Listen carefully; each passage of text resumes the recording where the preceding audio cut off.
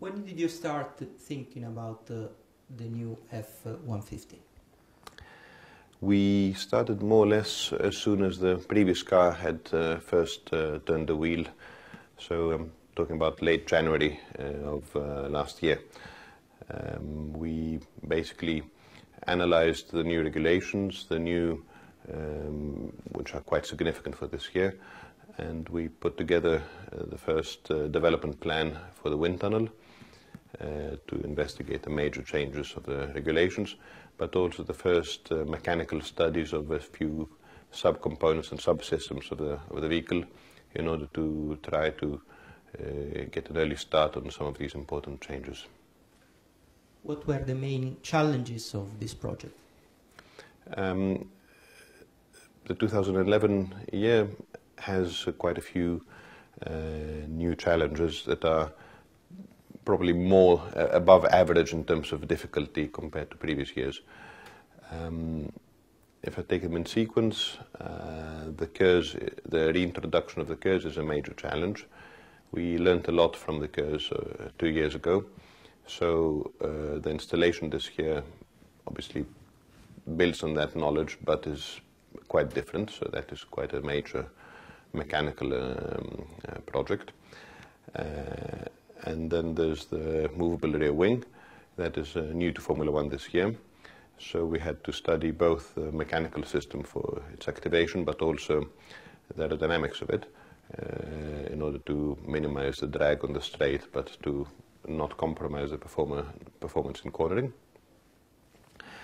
And then obviously there was the new aerodynamic rules for the whole car.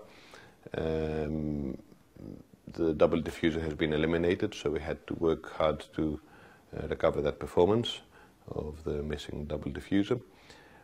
And then one should not forget also the new tires.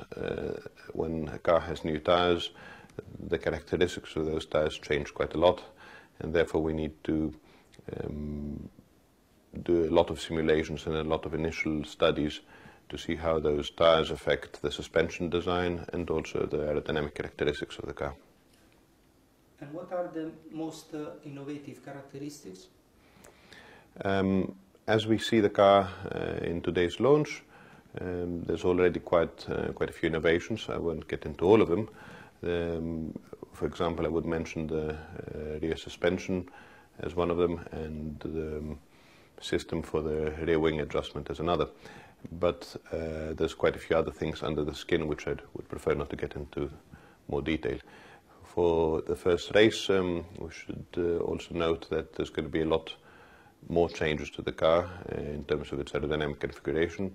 So for the first race I would expect significant changes in the exhaust area and also in the rear wing area. As a chief designer, would you like to have more freedom? It would be nice to have much more freedom in the rules, to be able to exploit and to study technological solutions in much wider breadth.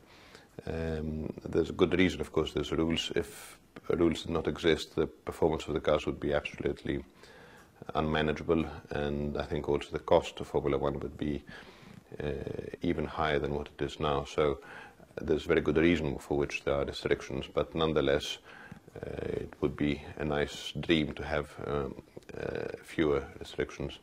The other thing obviously would be to have more time to do all the work between one season and the other. The rhythms are quite hard, and there's very little time to study various things as much as one would like. Did you reach the target you had fixed in this project? Last year we clearly were not the best car, and we set ourselves what we feel is quite an ambitious target of performance, both in terms of aerodynamics but also in terms of the mechanical characteristics of some other aspects of the car. We feel we have been quite good at achieving those targets, so we are quite optimistic about this car and how it will go in the season. That said, these rules are quite different to the previous year, so there's a fairly big change of characteristics of the car, and I'm sure our opponents will also have set themselves quite ambitious targets. and until one sees the cars lined up on the grid for the first race, one will not really know whether one has achieved the target, because the target is really to be ahead. On a more personal side, do you feel obliged to win this year? I think that's, being Ferrari, that's an obligation we have every year. We should not underestimate our opponents, who are extremely strong and very capable, but the name and the recent history is such that we feel this obligation every year, and this year is no exception.